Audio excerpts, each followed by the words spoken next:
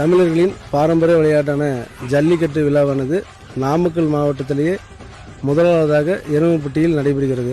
வருகிற 18/1/2025 அன்று தமிழ்நாட்டின் துணை முதலமைச்சர் திரு உதயநிதி ஸ்டாலின் அவர்களின் பிறந்தநாளை முன்னிட்டு நாமக்கல் மாவட்டம் எருமப்பட்டியில் மாபெரும் ஜல்லிக்கட்டு விழா நடைபெறுகிறது. இந்த ஜல்லிக்கட்டு விழாவில் ஏறக்குறைய 600 காளைகளும் 400 மாடுபிடி வீரர்களும் பங்கேற்கின்றனர்.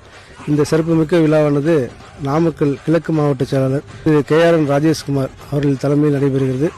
இந்த விழாவிற்காக சீர்மிகு சிறப்பான ஏற்பாடுகளை ஜல்லிக்கட்டு விழாக்குழுவானது ஏற்பாடு செய்து வருகிறது. இந்த விழாவினை இந்த சுற்று வட்டாரத்தில் உள்ள அனைத்து மக்களும் வந்து கண்டுகளிக்க உள்ளனர்.